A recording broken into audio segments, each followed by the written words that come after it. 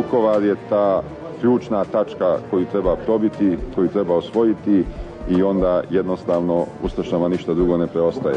Oko granica nema popuštanja. Što je pod faktičkom srpskom kontrolom treba da bude u srpskim provincijama. Kako će se one zvati nije važno, ali Srbi nijednu ne smeju svoju teritoriju da daju. Kako možeš mrtvog oca ništa poništiti, normalno? Ljuboti pas mater i tebi njemu. I tebi. Molim vas, smirite se, gospodine. Vidio sam Šešelja i tad me je nešto udarilo u glavu i sve snage to nije bio neki čovjek koji je ušao sa njim.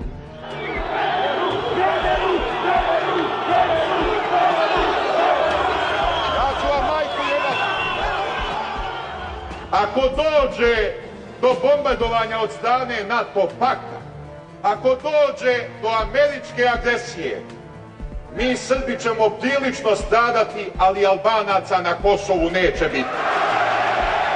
Zašto pravnu pomoć? Ja u životu još nisam upoznao pravnika boljeg od sebe.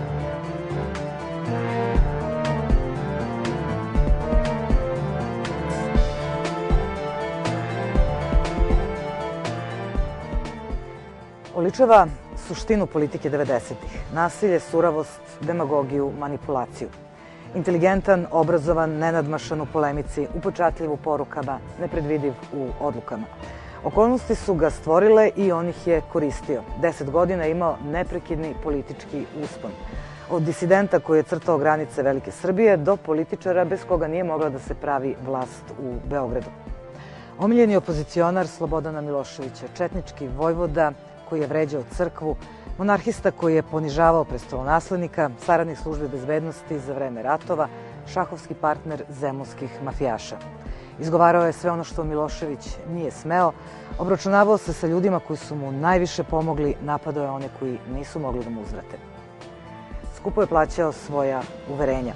Kao antikomunista robijao je u Zenici, 90-ih je 2 puta bio osuđivan zbog namere da glogovim kocem ruši kuću cveća, a Milošević ga je zatvarao i zbog demonstracija na Kosovu. Sada je u pritvoru Haškog tribunala optužen za ratne zločine. Vojislav Šešelj.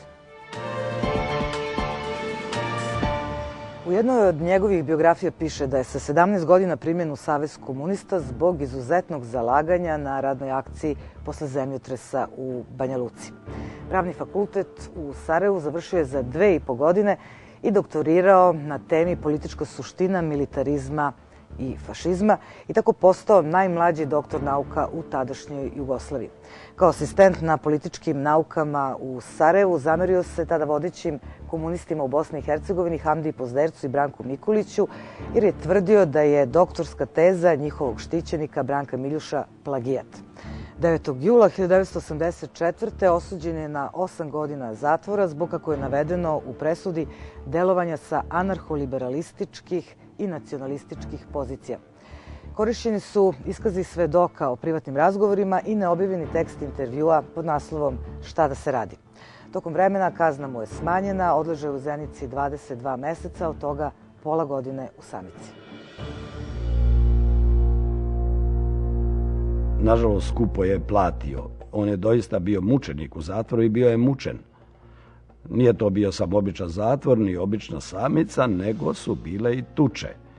I to nemilosrdne. Njegova majka je u to vreme svedočila. Video sam zbog čega je osuđen, iako su mi ti stavovi nisu bili nimalo bliski. Smatrao sam tada, kao i sada, da niko ne treba zbog delikta mišljenja sedi u zatvoru. Potpisao sam peticiju da se Šešelj oslobodi. Prikupljali smo neke sitne priloge, ponešto dobijali od ljudi, od ovih naših ljudi iz dijaspore i taj novac je trebalo nekako doturiti tamo njegovoj majci ili sestri koja je najčešće ovde 2-3 puta dolazila u Beograd i sastajala se vrlo često sa Dobricom Ćosićem, sa Vukom Draškovićem koji je u to vreme bio dobar prijatelj sa njim, sa Kostom Čavoškim. Ali ja ne mislim da je zatvor stvorio Šešelja kao jedno političko čudovište. Dakle, mislim da je on već imao u sebi dosta toga, ali je taj njegov karakter sociopatski, mislim da je prosto zatvor pojačao. Stizala je ta podrška iz sveta. Verovatno je to sve zajedno doprinelo da ta kazna bude preinačena i umanjena, dakle znatno umanjena, tako da je ostao tamo nepune 2 godine. I nakon jednog vremena nesnalaženja i spavanja kod Dobrice Ćosića i predavanja svojih knjiga tamo, gde je izgledalo kao da će prosto postati neka vrsta beogradskog originala, kao što Beograd ima tu tradiciju. Imali smo razne ljudi koji su u čaršiji tako funkcionisali. Negde u to vreme je on otišao na jedan put u Ameriku, mislim da je bio, ne znam da li je bio i u Australiji, i ti naši ljudi iz dijaspore su u to vreme imali, i danas ja se nadam, plemenito srce i pomogli su mu znatno, kupovali su te njegove knjige, a i verovatno ga pomalo nagrađivali za ta predavanja koja je on držao. Jedina država Srbija koju mi priznajemo je Srbija, u čijem su sastavu Kosovo, Metohija, Vojvodina, Makedonija, Crna Gora, Bosna, Hercegovina, Dubrovnik, Dalmacija, Lika, Kordun, Banija, Slavonija i Baranja. Vojvoda, Vojvoda, Vojvoda, Vojvoda, Vojvoda. U politiku je ušao sa svojim kumom Vukom Draškovićem, najpre u društvu Sava, a zatim u Srpskoj narodnoj obnovi. Potom su postali politički protivnici. Šešelj je pokušao da osnuje srpski četnički pokret, čija je registracija odbijena, a 23. februara 1991. osniva Srpsku radikalnu stranku. U srpski parlament je ušao kada je na opštinskim izborima u Rakovici pobedio pisca Borislava Pekića. Zenit popularnosti dostigao je na predsjedničkim izborima 1997. kada je za njega glasalo 1.125.000 građana Srbije. 3 godine bio je predsjednik opštine Zemun. A na prve predsjedničke izbore izašao je kao kandidat grupe građana 1990. i to pravo iz zatvora, gde je po drugi put izdržavao kaznu zbog namere da ruši kuću cveća. Tada je za njega glasalo skoro 100.000 birača. 2,5% je dobio. Podsjetit ću, 2,5%. Ali takođe, nemojte zaboraviti da u trenutku kada je on izašao, on je u svom predstavljanju govorio tu napamet naučenu recitaciju o mi srpski četnici i završio sa potpuno ničim izazvanim izbacivanjem parola sloboda ili smrt, s verom u kralja, s verom u Boga za kralja i otadžbinu i tako da. Demokratska stranka je već 89. polako u jesen počela da priprema svoj program. Šešelj je nekako izostao iz te prve grupe. Možda mu je i to malo na neki način njegovu sujetu dotaklo.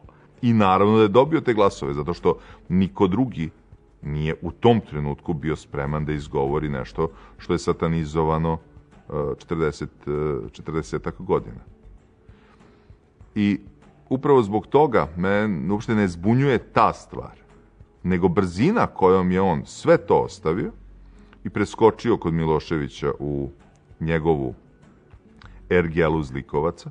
Pa ja sam ponekad za Srpsku radikalnu stranku imao običaj da govorim da je to političko krilo državne bezbednosti Srbije. Šešelj je bio cela stranka je bila u vrlo bliskom, specijalnim odnosima, ja bih rekao, sa vrhom državne bezbednosti. I to nije nešto čemu je Šešelj svoje vremeno govorio. Socijalni program Šešeljev je doista bio primamljiv. Onda izražavanje podrške tim ljudima, ili ja bih rekao onome nešto nižem sloju, društvenom sloju. Treba se setiti samo da je on kao ideju socijalnog programa, kako ćemo isplatiti penzije penzionerima, vrlo često spominjao, recimo, prodaćemo Titove štafete. To je bilo bliže od ovih suptilnih evropskih programa koje su pravili jedna i druga demokratska stranka. U Zemunu je napravio mnogo kioska. I to je u stvari prava slika Vojislava Šešelja. Brza, laka obećanja i nikakve realizacije. Kiosci u Zemunu su za mene lično najbolji primer tih provizorijuma kojima je on u stvari stalno se služio. Napravi se građevinsko zemljište, da neka ljudi tu stanuju, svi kliču o ideji da će imati krov nad glavom, a to što nemaju ni vodovod, ni kanalizaciju, ni infrastrukturu elementarnu, niti šta takvo, to ostaje za neka buduća vremena. Omiljeni četnički vojvoda Momčila Đujića svoju punu afirmaciju doživeo je tokom ratnih 90-ih. Danas je optuženik u Haškom tribunalu. Šta zapravo sadrži optužnica protiv Vojislava Šešelja? U jednom delu se nabrajaju slučajevi u kojima tužilaštvo tvrdi da je Šešelj podsticao ratne zločine prema civilnom stanovništvu i ratnim zarobljenicima. Šešelj dođe negde i održi govor, posle toga se dešavaju ratne zločine koje čine ljudi koji se javno predstavljaju kao Šešeljevi dobrovoljci. To je ono za što mu se sudi. Ovo je najjače ustaško uporište. Kad padne Vukovar, ustaše nemaju šansi da spasu ni Osijek, ni Vinkovce. Naše snage nema šta da zaustavi. Vukovar je ta ključna tačka koju treba probiti, koju treba osvojiti i onda jednostavno ustašama ništa drugo ne preostaje. Nikad neću zaboraviti sliku iz Vukovara, kada njegove dobrovoljci marširaju skandirajući vojvoda Šešelj, a predvode ih ljudi koji imaju uz automate u rukama za pojas zataknute bejzbol palice. Čemu služi bejzbol palica za opasačem vojnika? Ničemu, ni dobrom, ni pametnom. To je Vojislav Šešelj. A što se to klanja tiče, mada se opet tebi neće svideti, usavršili smo nove metode, da. Koje su to? Sad koljemo kaškom za cipele i to zarđalom. I onda se nikada autopsijom ne može ustanoviti čemu je žrtva podlegla, da li posljedicama klanja ili tetanusu. Ili imala žulj. Naravno, odmah sam shvatio, smejao sam se grohotom da se Šešelj zapravo šali. Mene je to, moram reći, dovelo u situaciju da se zapitam o čemu se tu zaista radi. Dok nisam, posle niza godina, shvatio da je u pitanju zadatak. Tih nekoliko izjava koje se Šešelju otele, ja mislim također su bile usmerene na onu drugu stranu, na situaciju koja se događala sa Srbima u Hrvatskoj. Šešelj nikad nije bio autentičan. On je uvek bio ili u službi svog zadatka od strane svojih poslodavaca, ili je bio, kogod to bio, da li to bila četnička emigracija u jednom trenutku ili bila Miloševićeva zloglasna tajna služba ili već ko, ili je bio u funkciji svojih ličnih kompleksa i frustracija. I tu je Šešelj negdje kakav je vehementan karakter, da verovatno su mu se otelo tih nekoliko rečenica, ali naravno te njegove ideje političke, neko se može slagati sa njima, neko ne. U principu ja mislim da nije bio sklon nasilju. Sa druge strane je direktno od bezbednostnih struktura dobio i kasarnu u kojoj je okupljao te svoje kao dobrovoljce, koji su posle toga, mi smo ih inače u ratu zvali Sony brigade, jer su se najviše isticali oslobađanjem bele tehnike svih srpskih zemalja i skoro goloruki sa skavom u rukama se borili protiv bestijalih nasrtaja žena, dece i vezanih. Poručujemo novom ustaškom poglavniku i ustaškom režimu u Hrvatskoj. Pale su srpske glave u Srpskoj krajini od ustaške ruke. Pala je srpska glava i u srpskom zapadnom Sremu i Slavoniji. Osvetit ćemo srpsku krv. Karlobag, Ogulin, Karlovac, Virovitica mora da bude naše opredelenje. To je granica na koju armija mora položiti sve svoje trupe. Ako nije u stanju bez borbe da ih povuče iz Zagreba, treba ih pod borbom povlačiti bombardovanju Zagreba.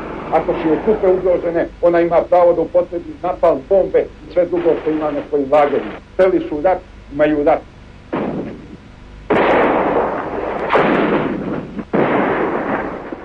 Drugi deo optužnice je mnogo zanimljiviji. Tu se Šešelj tereti za učešće u zajedničkom zločinačkom poduhvatu. Tužilaštvo tu dokazuje da su u nekim konkretnim ratnim zločinima u Bosni i Hrvatskoj zajednički učestvovali Šešeljevi dobrovoljci, Arkanovi tigrovi i, ne znam, recimo, neke opet treće paravojne snage koje su pod kontrolom bile državne bezbednosti.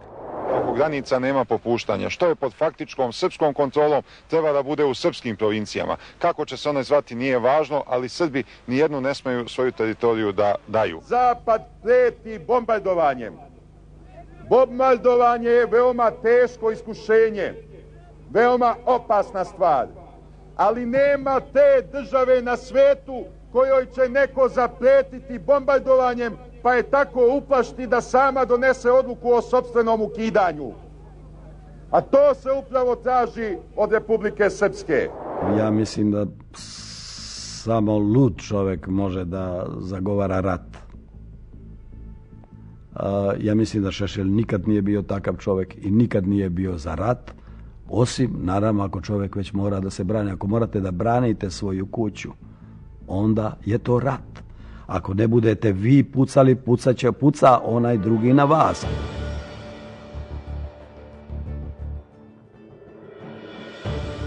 Srpska radikalna stranka također upozorava sve pripadnike šiptarske nacionalne manjine i pripadnike hrvatske manjine na području Kosova i Metohije da one porodice čiji su pripadnici na službi u ustaškim vojnim snagama, Ministarstvu unutrašnjih poslova Hrvatske ili Zboru nacionalne garde, da im nema opstanka na području Kosova i Metohije. Ako dođe do bombardovanja od strane NATO pakta, ako dođe do američke agresije, mi Srbi ćemo prilično stradati, ali Albanaca na Kosovu neće biti.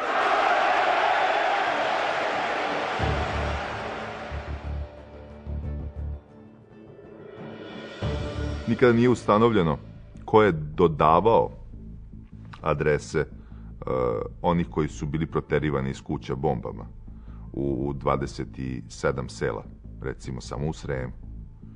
Ko je bio taj koji je pravio te spiskove?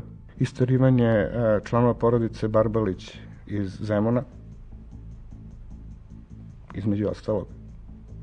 Mahanje putovnicama sa obrazloženjem da ne može ustaško dete da ide u vrtić i tako dalje. S ovim će da taj mali ide u obdanište. Hoće. Neće. Hoće. Vidite što da neće. Ljudi imaju pravo na višestruko državljanstvo, pa i na nemaju pravo. Šešeljevi saradnici su na mitinzima kojima je on govorio, recimo u Hrtkovcima, čitali spisak 17 porodica koje moraju biti iseljene. Zato što, Bože moj, su to neprijatelji i tako dalje.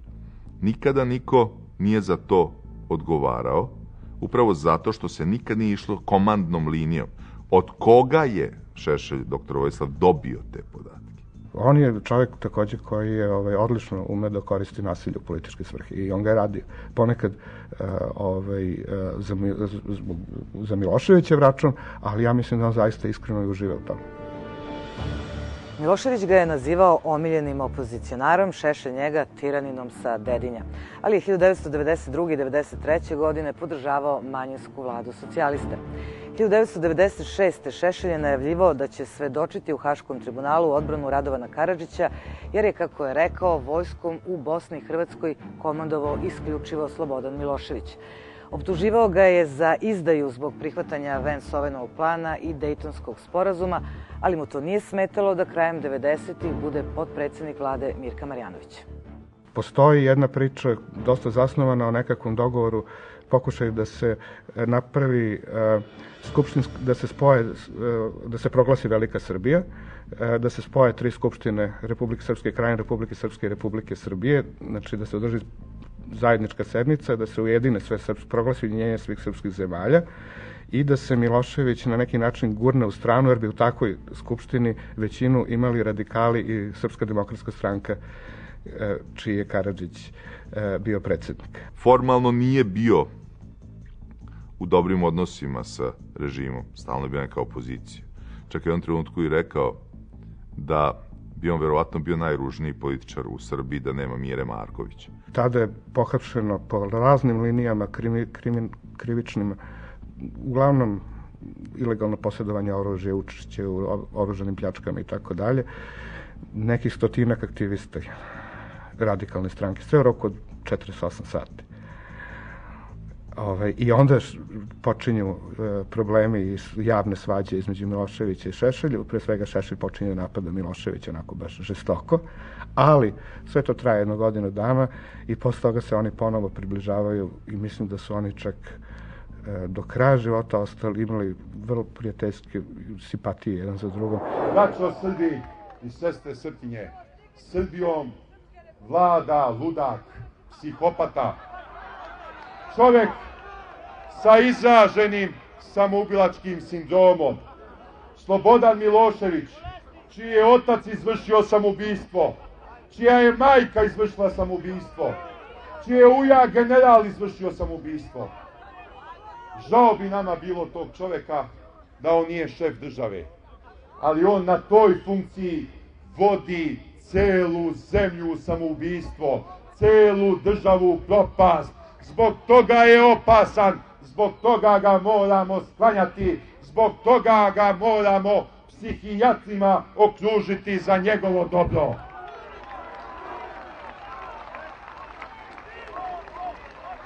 I da naša tragedija bude veća, Srbijom zapravo i ne vlada Slobodan Milošević. Srbijom vlada crvena veštica sa Dedinja Mira Marković.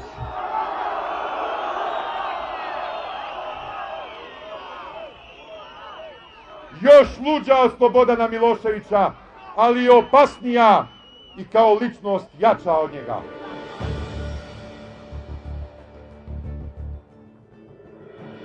Kad počnu kombinacije oko sastavljanja skupštine, onda se prave kompromisi da bi se napravila većina. I Šešelj je vagajući s jedne strane ovo što je bilo, ajmo reći, tad u opoziciji ili nije moglo napraviti vladu, kao što su ove druge demokratske stranke, on se opredelio za Miloševića. Pa setite se kada počeo bombardovati, su oni kao podneli ostavke. Pa im vlada nije dozvolila da podnesu ostavke. Pa im nisu dali da odu sa svojih ministarskih mesta, a oni kao lojalisti nikada to nisu ni učinili. I onda se to predstavi kao opet neki neverovatan patriotski čin. I što god se uradi, stalno je to neka patriotska stvar i stalno je to u interesu srpskog naroda. Ono malo što je bio, ušao je, kako je on to i objasnio, da ja upotrebim tu staru reč, malo iz patriotskih razloga, da bi spasio kad kuća gori što se spasiti može. Toliko je on učestvovao u političkom životu. Inače, kao što znate, nije mogao donositi zakone ni presuđivati u Srbiji. Pa nedvosmislen učinak je zakon o javnom informisanju. Da ne govorimo o pokojnom Ćuruviji, mislim, koji je opet, pre nego što je Ćuruvija ubijen, njegove novine su uništene tim kaznama po zakonu o javnom informisanju, iza koja je stajala Šešeljeva stranka i ne treba zaboraviti ulogu koju tome igrao tada mladi Aleksandar Vučić, koji bi verovatno on sad najviše volao da zaboravi.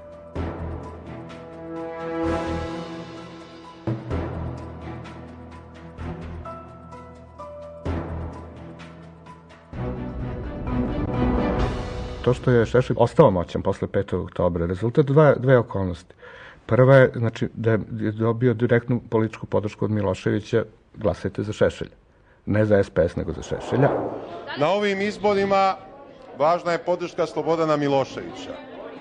A što se tiče glavnog odbora, ja se ne mešam u njihove interne partijske stvari. Trebali bi da znaju da im je opstanak na političkoj sceni nemoguć ako se suprotstave Miloševiću. Svi će socijalisti, njihovi članovi i simpatizeri biti tamo gde je Milošević, a ne tamo gde je glavni odbor. Drugo, zato što državna bezbednost je nastavila da i posle 5. oktobra da održava krajnje srdačne odnose sa Vojvodom I postoje čitav niz konkretnih slučajeva gdje se može dokazati da je on imao privilegovan odnos, čak privilegovaniji od, ja mislim, ljudi iz vlade premijera Đinđića. Da je dobijao brže od vlade informacije koje su mu bile potrebne, dobre usluge iz državne bezbednosti. Mnogo više nego Slobodana Miloševića i mnogo doslednije, Vojislav Šešelj je kritikovao ljude koji su mu pomagali dok je tamnovao u Zenici. Njegovim zalaganjem u junu 1993. sa mesta predsjednika Savezne Republike Jugoslavije smenjen je Dobrica Ćosić.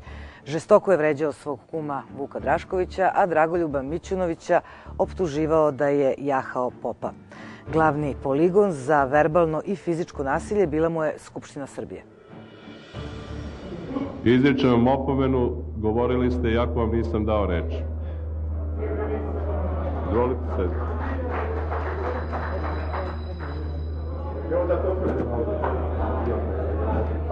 Pa to ste već radili u Saveznoj skupštini.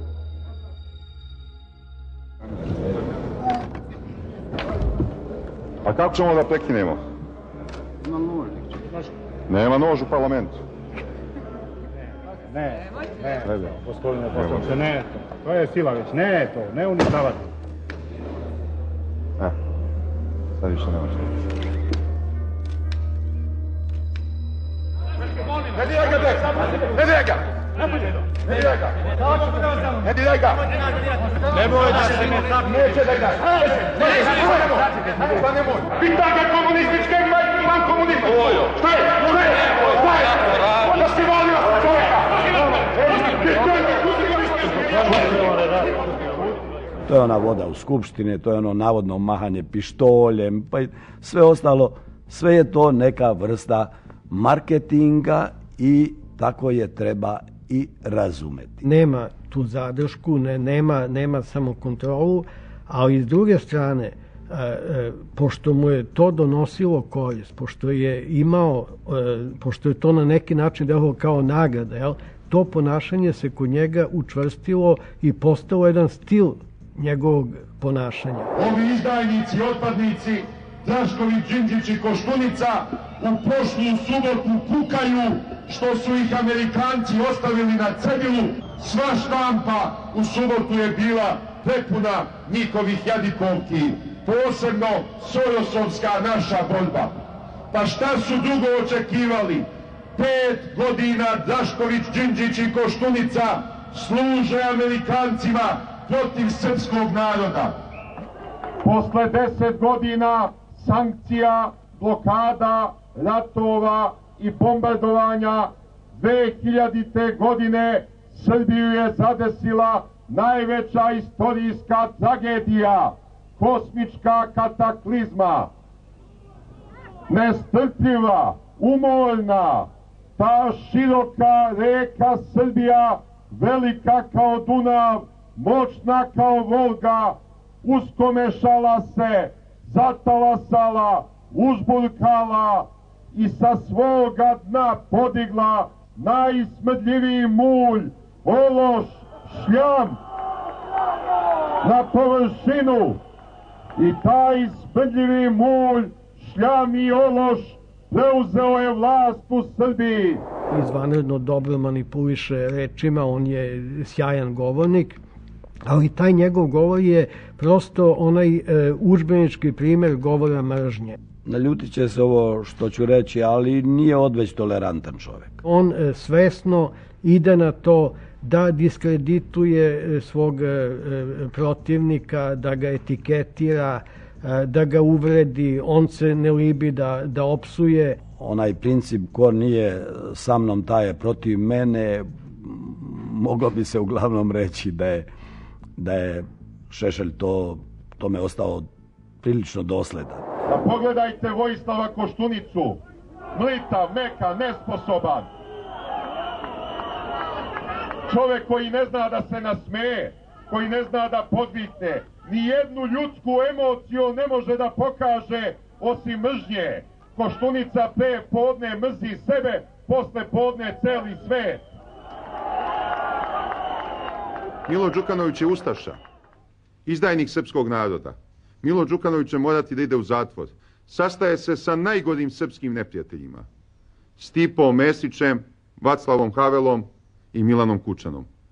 Ima li danas većih srpskih neprijatelja od njih trojice? Recimo, Šešelj prvi uveo u javnu debatu, u polemiku, princip po kome on nikad ne negira. Vi ga uhvatite u laži, on kaže pa šta? I počne da objašnjava zašto je to prava stvar. Vi ga uhvatite u krađi, on kaže da, pa šta? Ali počne da objašnjava zašto je to baš patriotski čin.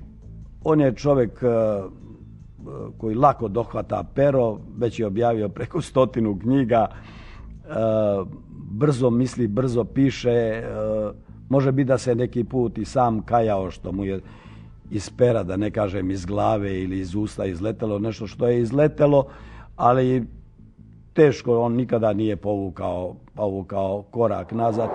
Nekoliko puta mi je psovao majku, pokušao sam da ne reagujem na takve psovke. Rekao sam mu, priznajem za ovom govornicom, budalo jedna, izađi napolje, pridruži se svojim radikalima.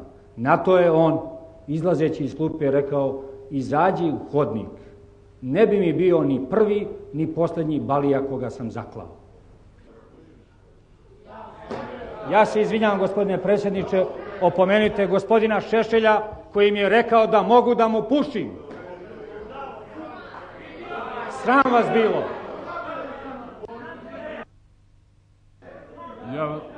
Ja vas molim da završimo ipak ovo razgovor. Dajem pauzu 10 minuta. Danas su mu najveći neprijatelji nekadašnji najbliži saradnici Tomislav Nikolić i Aleksandar Vučić. Od svih članova Srpske radikalne stranke i posebno od rukovodstva zahtevam da nikad ne odustanete od čvrste nacionalne ideologije i koncepta Velike Srbije, da se uporno borite za oslobađanje Republike Srpske Krajine i Republike Srpske i ujedinjenje svih srpskih zemalja. Drugo, da nastavite sa energičnim suprotstavljanjem globalizmu i svim njegovim pojavnim oblicima, da se oštro suprotstavite svim pokušajima da se Srbija uključi u Severnoatlantski pakt i Evropsku uniju, jer su tamo koncentrisani svi tradicionalni srpski neprijatelji. Treće, da budete uporni u rusofilstvu i zalaganju za što veću integraciju Srbije sa Rusijom i ostalim istočnim, slovenskim i pravoslavnim zemljama. Četvrto, da vodite politiku iskrenog prijateljstva sa Kinom, Indijom, arapskim, afričkim i latinoameričkim državama koje se suprotstavljaju američkoj hegemoniji i dominaciji. Peto, da nikada ne ulazite u bilo kakvu koaliciju sa Tadićem, Koštunicom i sličnim srpskim izdajnicima. Mene je samota, velika me je samota, što je Tomislav Nikolić godinama uživao moje neograničeno poverenje. Gospodine Šešelj, ja mislim da sada više ne bismo smjeli govoriti o gospodinu Nikoliću. Ja se slažem da je s njim gotovo u svakom pogledu. Baš me čudi šta to radikali misle po tim da sam gotov u svakom pogledu. Mislim da me nikada nije iskreno voleo, a mislim da me prilično poštovao, što pokazuje i njegova nervoza i pisanje besmislenih knjiga. Ja mislim da je o meni napisao više knjiga nego o Carle Del Ponte. Mislim, nije napisao ništa, nego tu skidali su različite gluposti iz stenografske beleške i ostala čuda, tako da...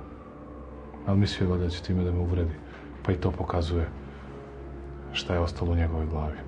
Kad mi je rekao da želi da mu krstim unuka i kad sam rekao kod kuće, jedan član moje porodice je rekao, proćeš kao Vuk Drašković i ostali kumovi.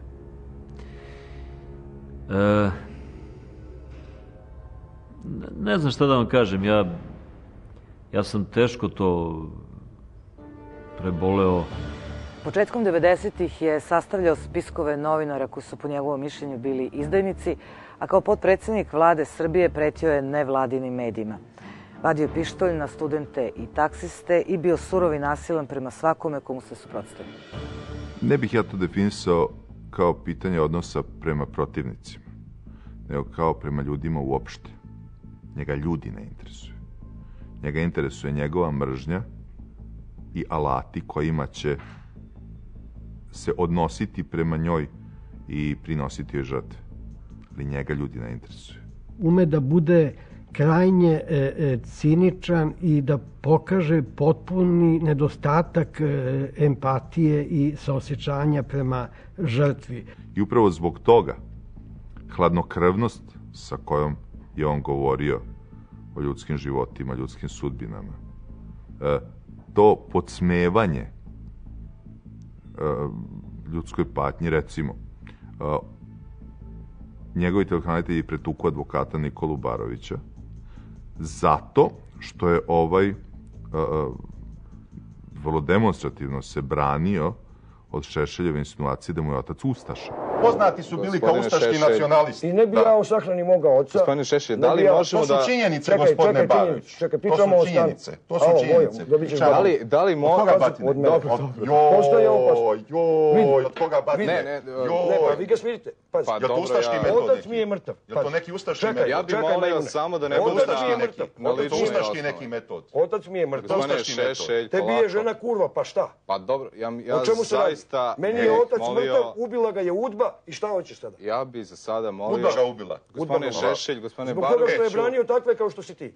Da li možemo da se vratimo na konkretan spor? Mene takav kao što je vaš otac i kao što ste vi nikad nije branio. Pa ja zaista... Hoćeš da ga sklonite? A taj isti otac, advokat Nikole Barovića, je branio istog tog Šešelja kad je bio disident. Mrtvog oca nismo ništa, normalno. Jeboti pas mater, i tebi njemu. I tebi. Molim vas, smirite se, gospodine. Ne postoji valjda ništa nemoralnije i u ljudskom smislu gnusnije od takvih postupaka. Međutim, očigledno je da je mržnja u tom čovjeku prejaka.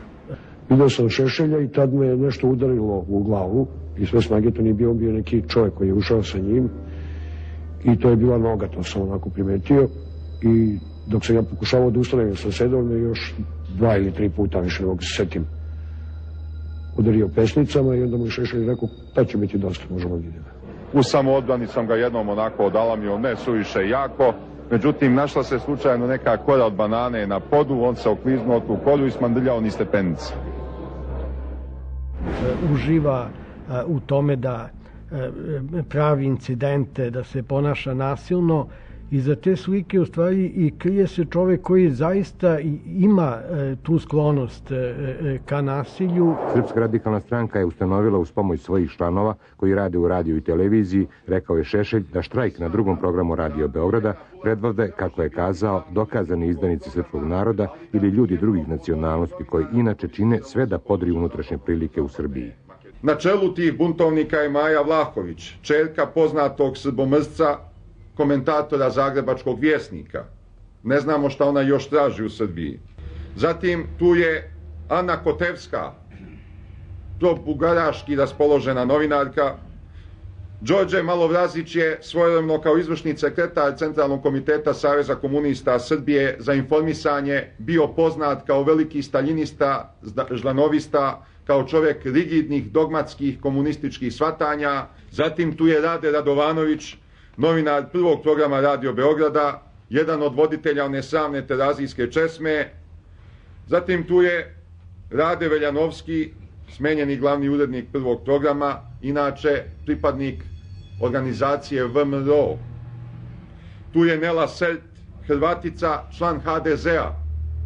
Zatim Miloš Rajković, voditelj emisije Argument više, propali poslanik srpskog pokreta obmane u Mladenovcu.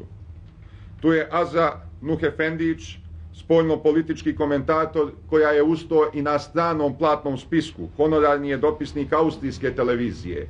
Tu je dalje Dušan Radulović, smenjeni urednik u prvom programu, inače dopisnik BBC-a. Olivija Rusovac, novinar prvog programa, izveštač iz Skupštine Srbije i Skupštine Jugoslavije, inače reformista. Nikola Mirkov, smenjeni glavni urednik prvog programa.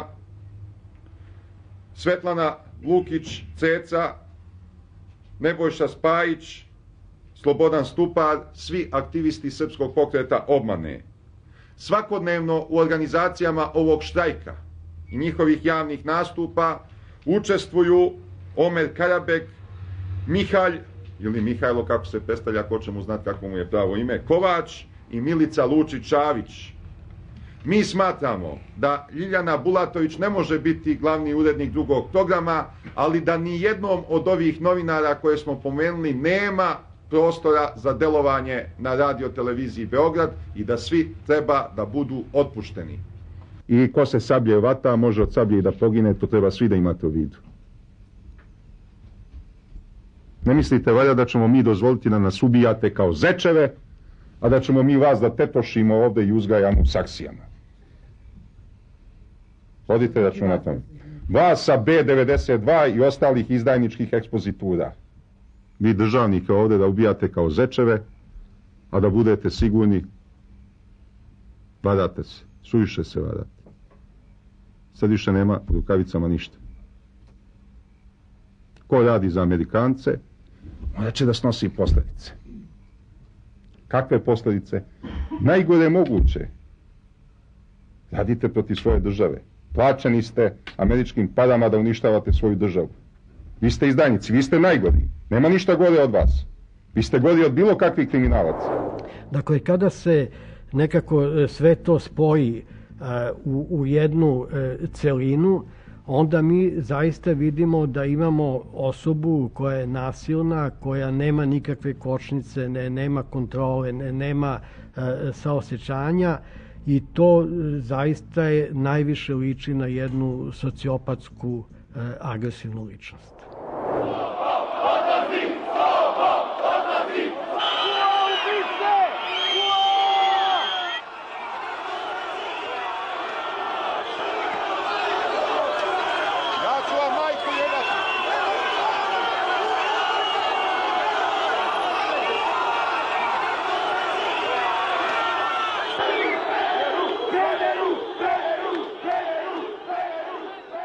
Otpor je jedna teroristička organizacija koja je do kraja instruisana i organizovana od strane Sjedinjenih Američkih Država i zapadnih obaveštajnih službi.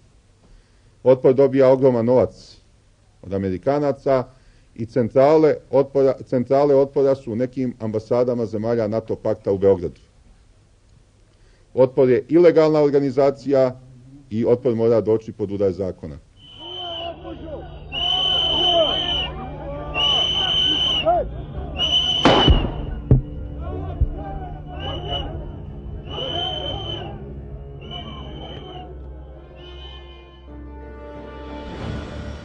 Koliko god je lutao u svojim ideološkim opredelenjima od komuniste do četničkog vojvode, od monarhiste do republikanca, Vojislav Šešelj se u svom ponašanju nije menjao. Kakav je zapravo? Nesrećan čovjek spreman na sva zla. To je jedan od najboljih izdanaka naše srpske pravoslavne patriotske tradicije.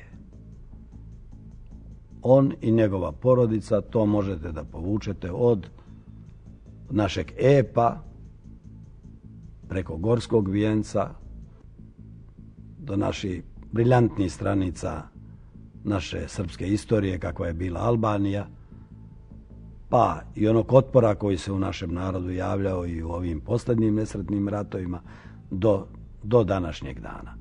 Prirodan talenat, vrlo bistar ja bih rekao na jedan tipično hercegovačka dovitljivost i verbalno umeće. Dar govorništva. To mislim da mu je bila najveća prednost kao političar.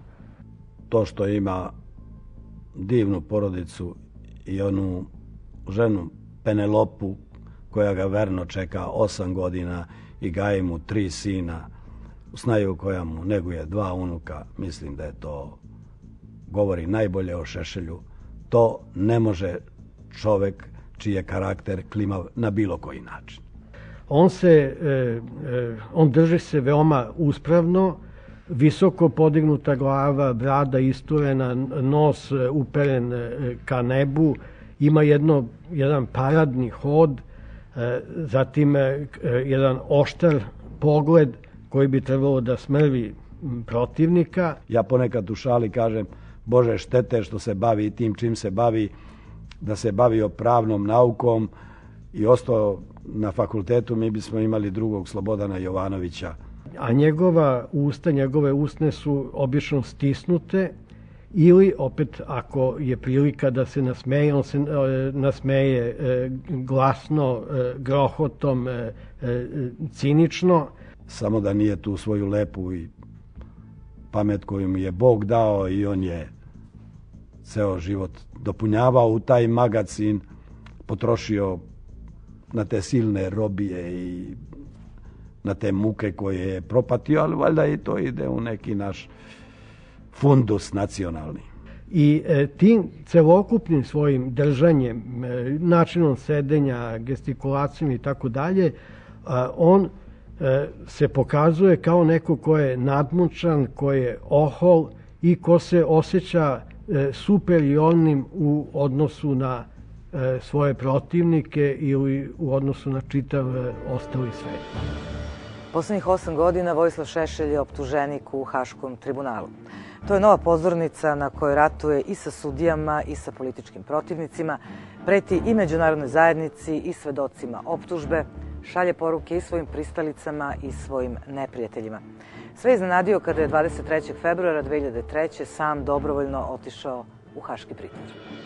Šešelj jeste često javno govorio da ako ga optuže da on neće da se krije, nego će da ode. Čak i u nekoliko navrata, ja pamtim, pred novinarima zvao na konferenciji za štampu, okrene telefon, zove Haški tribunal, pita hoćete vi da mene da optužujete već jednom, šta radite i tako dalje.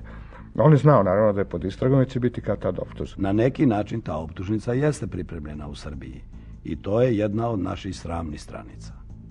To je moje duboko uverenje, naravno, mnogi se ljudi sa mnom neće složiti. Međutim, meni je zanimljiva jedna druga okolnost. 19. ili 20. februara, ja pokušavam da se setim, je bio pokušaj atentata na Zorana Đinđića kod Limesa, ono kad je Bagzi učio da vozi. Odlično se sećam da je za nedelju, znači 2 dana nakon toga, bio zakazan veliki miting, od ranije zakazan veliki miting Srpske radikalne stranke, Šešeljev oproštajni miting. Sama činjenica da je Hagu trebalo 5 godina da ga drži u zatvoru u koji je on otišao dobrovoljno da pripremi tu optužnicu kakva je god. Ali na suđenju se sad videlo kakva je to optužnica. To znači da ga se pobednička vlast u Srbiji nije pribojavala ili se po svaku cenu žela da ga se ratosilja i to je učinjeno na ovakav način. I njegov način hitnog odlaska u Hag, što je potpuno bizarno, zato što on ide u Hag da se preda sudu koji ne priznaje, što je puno puta govorio, koji je stvoren zato da bi sudio Srbima. Tako? On to opet u svom starom maniru zamene teza predstavlja kao neki svoj užasno herojski patriotski čin. On stvari beži iz zemlje da ne bi bio prisutan kada se desi ono što se posle dogodilo Zoranu Đinđiću. I sad naravno ovo su spekulacije. Kad ja pomislim da je Đinđić trebalo da bude ubijen 2 dana pre tog mitinga, da bi, na što bi izgledao ličio taj miting da se odigrava 2 dana nakon Đinđićeve smrti i šta bi se desilo ukoliko bi, recimo, da je Đinđić tada ubijen, vlada pokušala da zabrani održavanje tog mitinga. Znači, taj tajming je bio podešen, ja mislim da se ka nekoj vrsti državnog udara. U stvari, ka državnom udaru. Sutra idem na nešto duži službeni put. Idem da pobedim. Jer uvek u životu sam voleo samo da pobeđujem. Tražim oproštaj od srpskog naroda što prethodno nisam oborio sa vlasti ovu dosmanlijsku bagru. Pa da vas ne ostavljam pod tiranijom, pod kriminalnom Đinđićevom vlašću. pod prvim mafijaškim režimom u istoriji čovečanstva. Idem u Hag da zastupam više od 10.000 dobrovoljaca Srpske radikalne stranke. Svi oni koji su se junački borili na svim frontovima, zvali su se Šešeljevci i Šešeljevi četnici. Idem sada u Hag da tamo vide i kako izgleda četnički vojvoda.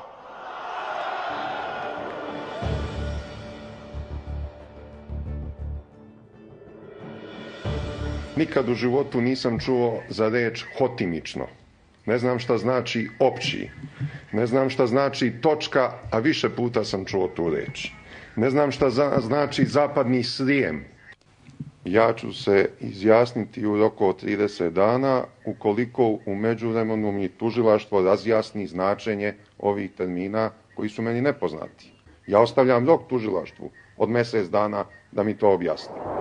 Šešelj i jeste jedan teatralni lik i to monumentalnih razmera. On je čovjek koji je venčan sa svojim idejama, inače drugčije ne bi, skršio bi ga taj zatvor, ne bi on mogao da to izdrži.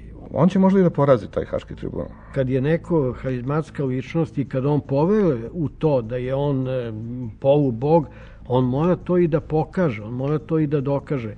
I Šešelj zaista ima jednu fanatičnu upornost, izdržljivost, ono što verovatno mnogi ljudi ne bi mogli da podnesu. Ali ja mislim da njega upravo to i drži, da on uživa u tome što jasno demonstrira to da on nije običan čovek, da je on prosto rođeni vođa koji može ono što naravno običan svet ne može. To je neka vrsta monaškog odnosa. Kao što je monah u svemu ustrebljen ka nebesima, Šešelj je apsolutno stao celim svojim životom iza jedne takve ideje. I možete ga raspeti na krst, to se ništa promeniti neće. Ako je za jedno suđenje na tom tribunalu može da se kaže da je skroz iskompromitovano, to je suđenje Vojislavu Šešelju. I to iz raznih razloga. Mislim, svi su tu zabrljali, zabrljalo je tužilaštvo, brlja sudije i naravno Šešelj, koji se u svakoj brljotini sjajno snalazi, se fenomenalno zabavlja. Ja ne bih voleo ni laptop, ni pisačnu mašinu, jer se bojim da me ne strese struja. Zašto pravnu pomoć? Ja u životu još nisam upoznao pravnika boljeg od sebe. Prvi problem je što mu je dato mogućnost koja je data i Miloševiću da se brani sam.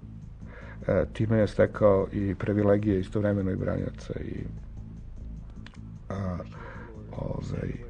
odbrane. Drugo, što je, i to je najveći problem, je što mu je dozvoljeno bilo da praktično ukloni prvu ekipu tužilaca. Jer on kad je stupio u štrajk glađu, on je tražio da se promeni glavni tužilac u njegovom predmetu i da se promeni predsjedavajući sudskog veća, jer je tvrdio da su pristrasni. Njegova igra ne može biti neka sitna igra. On, ako štrajkuje glađu, neće štrajkuje, 3 dana, nego će najmanje 20 dana ili ako ne i više od toga. I on time pokazuje u stvari da ima neke prosto nadljudske sposobnosti. Najveća brljotina pored toga je totalna nesposobnost tužilaštva da zaštiti svedoke. Tako da se desilo da i neki put i da izabere svedoke, tako da se desilo da im 15 ili 20 svedoka odbrane se na suđenju predomisli i govori sve suprotno od ono što su govorili u istrazi. Za to je krivo tužilaštvo, što je dozvolilo da dođe do takve situacije. Često se čuju predviđanje da će se ubrzo po okončanju suđenja Šešelj vratiti u Srbiju. Šta onda možemo očekivati od njega? Kad bi mene pitao, ja bih mu rekao da se malo odmori.